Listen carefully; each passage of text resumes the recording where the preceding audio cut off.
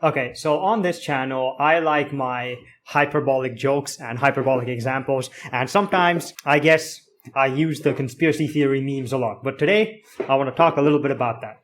So once we were designing a wallet in one of my university modules. There was a wallet designing activity. They were teaching us about design or whatever. Basically, we were designing a wallet.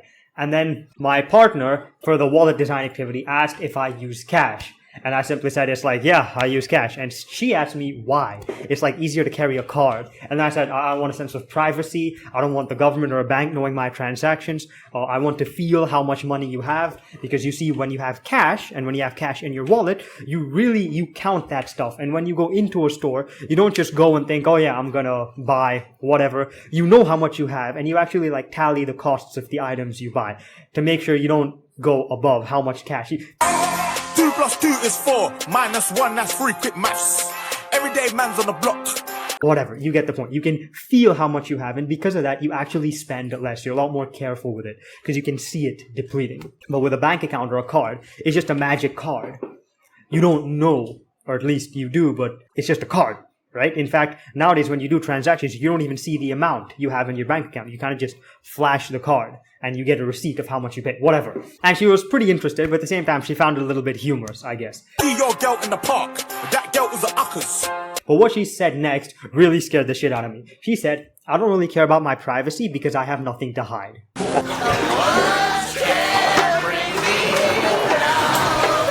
It's like, what's next? You don't care about your freedom because you have nothing different to say? You don't care about your freedom because you're not different at all? You're just gonna...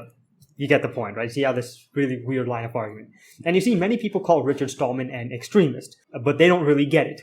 If I went up to George Orwell and Joseph Stalin, and I told them both that in the 21st century, everyone would carry a device in their pocket which constantly monitored what they were saying, where they were, and who they were interacting with, George Orwell would laugh at me, but Stalin would get a hard-on. Okay? The type of surveillance we have today, dictators and federal agents of the 20th century had wet dreams about this tech. Okay?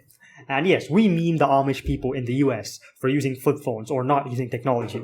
And we meme the FSF. I think Linus Torvalds also memed the FSF a little bit by calling them an extremist or whatever. But think about the fact that doing transactions in Italy that cost more than 3,000 euros in cash is actually illegal.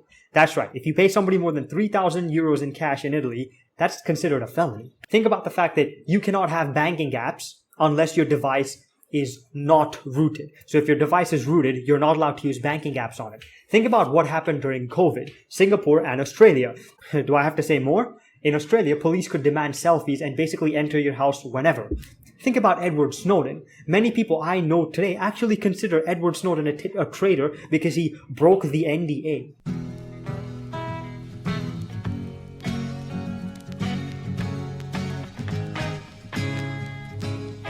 Movies like Blade Runner have become a cultural meme nowadays, right?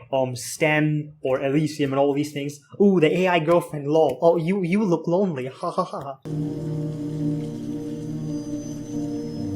You look lonely. Honestly, that clip is the most horrifying thing I have ever seen. Holy shit. The you look lonely thing.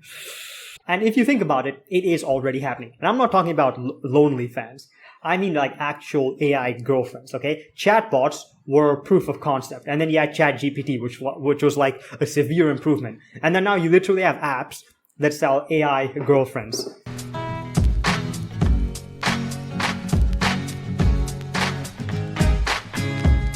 To people as a service, okay? Think about like Replica or whatever the fuck it's called. There is a massive industry that exists today to capitalize on loneliness, whether it's male loneliness or female loneliness.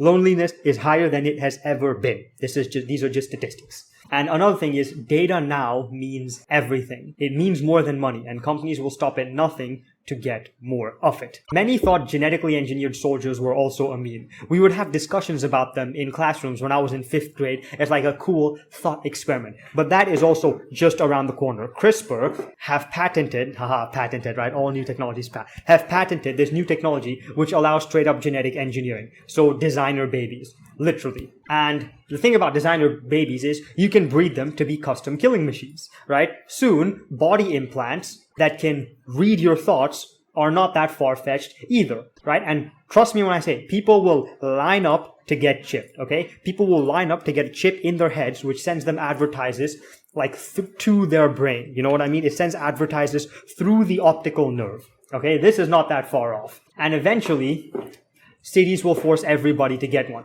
Hipsters lined up to buy the iPhone. And now you cannot really function in certain cities without a phone. You literally need it to like scan attendance and shit. In Singapore, you had to download this app in order to enter a mall during COVID, and you had to scan it. And that app had Bluetooth on all the time, so it could track where you are and who you bumped into for contact tracing. And in most Asian cities, cameras surveil every square centimeter of the place. And yes, you see, I get it. Conspiracy theories are a meme. There are some really ridiculous ones out there. I get it. But come on, guys. I cannot prove things straight. But if you look at the interests and the incentives, things start to line up in a really concerning way.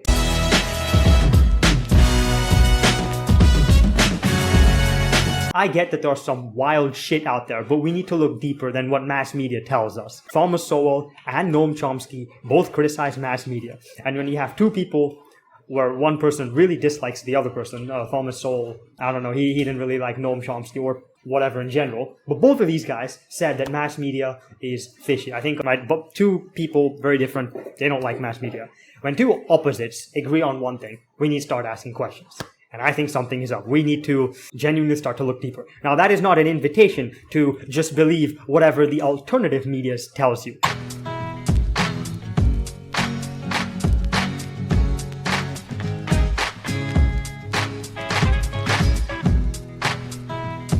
Because again, if you control the masses, you control the contrarians as well. Because all you have to do to get a contrarian to believe you is just make the masses do the opposite of what the contrarian wants, right? So again, I'm not saying the Matrix and the anti-Matrix, but I am saying there is a deeper picture here. Mainstream media combined with alternative media, I mean, they're just both the same manipulating machines. And yeah, if you think about it, all these conspiracy theories, they have kind of happened, okay? Mass surveillance, language control, thought control, like controlling what people can see and what opinions are considered justified.